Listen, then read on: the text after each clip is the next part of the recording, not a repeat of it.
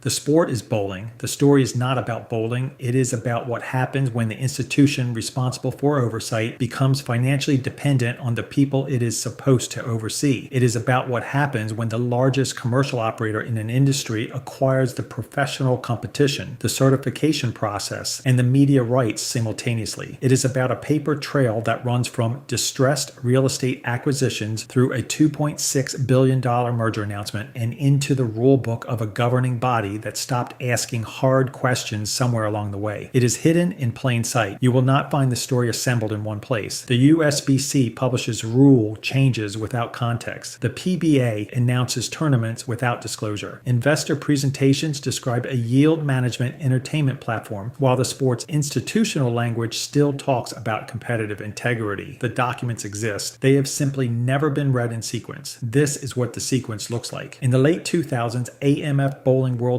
collapsed under the weight of the financial crisis. What followed was not a rescue. It was a consolidation event. Major corporate operators began acquiring distressed centers at scale. The language they used with investors was direct. The bowling industry was fragmented. More than 3,500 independent centers remained available for acquisition. The opportunity was structural, not speculative. Bolero Corporation moved faster and with more capital than most. The acquisition strategy was not complicated. Find distressed operators. Buy the real estate or the lease. Convert the facility from a competitive lane environment into an upscale entertainment venue. Capture food and beverage margins. Monetize corporate events. Reduce mechanical overhead. Repeat. By 2021, Bolero announced a merger that valued the company at approximately $2.6 billion, with projected annual revenue near $859 million. The investor-facing materials describe the entertainment conversion model plainly. This was not a company trying to grow bowling as a competitive sport. This was a company applying yield management logic to a physical footprint that happened to contain lanes. Consolidation alone does not produce a governance problem. Thousands of industries consolidate. The governance problem in bowling emerged from a specific sequence of events that began after the commercial footprint was already established. In 2019, Bolero acquired the Professional Bowlers Association. Read that again slowly. The largest commercial bowling center operator in the United States acquired the professional governing and competition body for the sport it operated in. After that transaction closed, a single corporate structure controlled professional tournament hosting. It controlled the lane environments where those tournaments were played. It controlled the media rights sold around the competition. It controlled the sponsorship arrangements inside those broadcasts. It controlled the branding and national identity of professional bowling as a product. In practical terms, the same entity could now profit from league participation fees, from casual entertainment traffic through its commercial centers, from televised competition, and from equipment partnerships simultaneously. There was no wall between the commercial operator and the professional product. There was a management structure. Most viewers who watch PBA broadcasts assume they are watching an organization that operates independently from the commercial alley industry. It does not. That assumption is wrong, and the institution has not gone out of its way to correct it. The USBC never asked what that acquisition meant for the independence of competitive oversight. The press never investigated whether the transaction created structural conflicts between commercial profitability and rule enforcement. Those questions sit unanswered in the public record because they were never formally posed by the institutions responsible for posing them. The two events sit on the public record. They have never been joined. The United States Bowling Congress is the sport's national governing body. It certifies equipment, it sanctions competition, it sets and enforces the rules under which scores are recorded and titles are awarded. It also depends on sanctioning fees and certified participation revenue to function. And the centers that produce that sanctioning revenue are increasingly operated by the same corporate structures the USBC is nominally responsible for overseeing. That creates a specific kind of institutional pressure. It does not require anyone to make an explicit agreement. It does not require a phone call or a memo. The financial architecture itself aligns the incentives. When a governing body's operating revenue depends on the goodwill and continued participation of the industry it regulates, strict enforcement becomes structurally costly in a way that leniency is not. Watch how the USBC's public language shifted over the period in question. Policy documents and official communications began to incorporate phrases that had not historically appeared in competitive governance materials: center survival, modernization, economic realities. The language of proprietor advocacy started appearing inside the documents produced by the body responsible for protecting competitive standards. None of that is wrong, but it's incomplete. Center survival is a real concern. Maintenance costs are a real concern. Labor shortages following 2020 created real operational pressure on on independent proprietors. Acknowledging those facts is not dishonest. What is incomplete is the institutional framing that presents those commercial concerns as the governing body's primary responsibility. The USBC's primary responsibility is the integrity of sanctioned competition. When that responsibility conflicts with operator profitability, the resolution of that conflict is the whole question. The documents show how that conflict was resolved. The institutions rarely named it as a conflict at all. The clearest illustration of this pattern involves string pin setters. For the majority of bowling's competitive history, free fall pin setters were the accepted equipment standard for sanctioned play. The mechanical logic was straightforward. In a free fall system, pins drop without attachment. Their movement after being struck reflects only the physics of the collision. String machines operate differently. Each pin is attached to a cord. When the ball makes contact, the strings alter how pins carry, how they scatter, and how dead wood behaves in the pit. The competitive surface is measurably different. The USBC was not ambiguous about this. In November of 2020, the organization publicly reaffirmed that string pin setters remain non-approved equipment for sanctioned competition. The statement cited insufficient testing data. The position was clear. Within approximately 2 years, the institutional tone changed substantially. What changed in between was not the physics. The strings still alter pin action. That has not been credibly disputed. What changed was the economic pressure on operators. Labor shortages made it harder to staff qualified mechanics. Aging free fall machinery required expensive maintenance. String machines offered fewer moving parts, reduced downtime, and lower staffing requirements. Proprietors said so directly in industry discussions. The cost savings were not speculative. They were documented. The USBC eventually began the formal process of reconsidering the string pin setter standard. Publications acknowledged the economic incentives openly. The competitive justification, the argument that string machines produce outcomes equivalent enough to free fall systems to warrant sanction status, arrived after the commercial case had already been made. That sequence matters. The economic argument came first. The competitive rationale followed. In a governing body operating with genuine independence from the commercial industry it oversees, that sequence would at minimum require explanation. No explanation was formally offered. The reclassification process moved forward. String pin setters were not the only equipment controversy to follow this pattern. The balance hole prohibition exposes something slightly different. What happens after approved equipment is suddenly ruled illegal. Balance holes were legal. The USBC approved the underlying equipment configurations. Manufacturers built products around the approved specifications. Bowlers purchased and competed with equipment that met every published standard. On August 1st, 2020, balance holes were prohibited. Equipment that had been legal the previous week was no longer compliant. Bowlers were required to alter or abandon gear they had purchased in good faith, under rules the USBC itself had written and enforced. The institutional explanation cited evolving technology and unintended competitive advantages. The equipment had created performance outcomes beyond what the original approval process anticipated. That may be accurate. What the explanation did not address was the institutional process that approved the equipment in the first place. The people who reviewed and approved the original specifications kept their positions. The manufacturers who profited from selling the approved configurations retained those profits. The competitive titles and performance records accumulated using the equipment remained on the books. The USBC corrected the equipment specification. It did not revisit the process that produced the error. Nobody was named. Nobody lost anything. The institution revised the standard without examining the decision-making that made the revision necessary. That is not an isolated event in bowling governance. It is the default resolution. When the system produces a bad outcome, the outcome is corrected procedurally, accountability is absorbed into technical language, and the institutional continuity that allowed the error survives intact.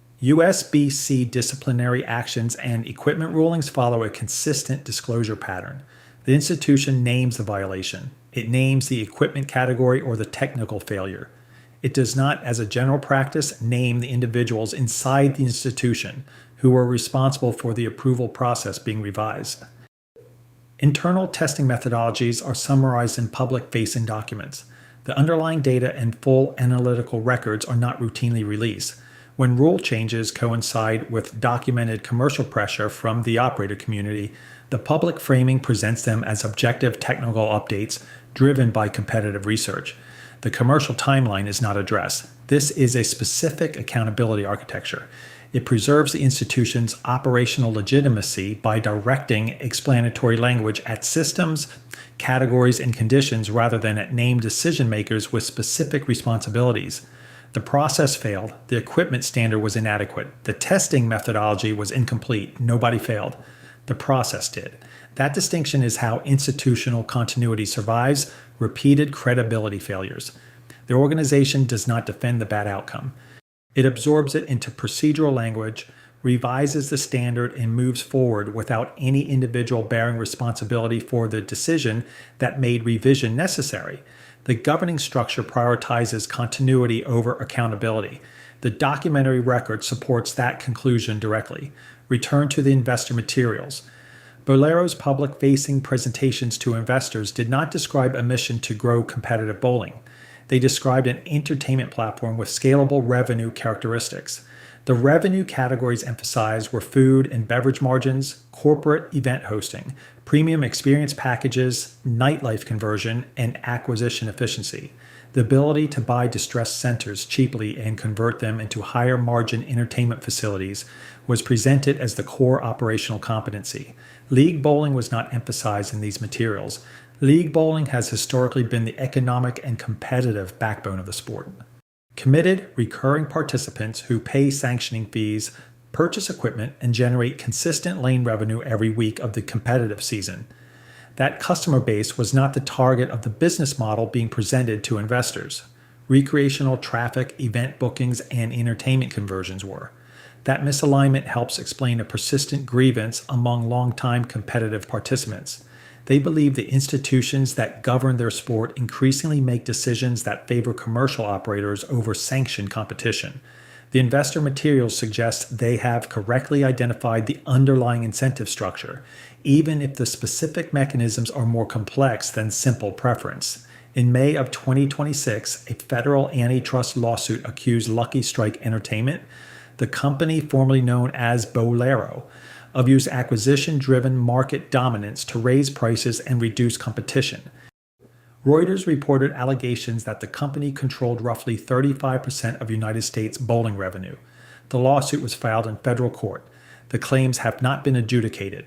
What the lawsuit documents, regardless of how the litigation resolves, is a formal legal record of the consolidation argument made under oath. 35% of national sector revenue inside one corporate structure. The same structure that owns a professional tour, controls tournament hosting, and sits in financial relationship with the governing body responsible for certifying the competitive conditions inside that tour.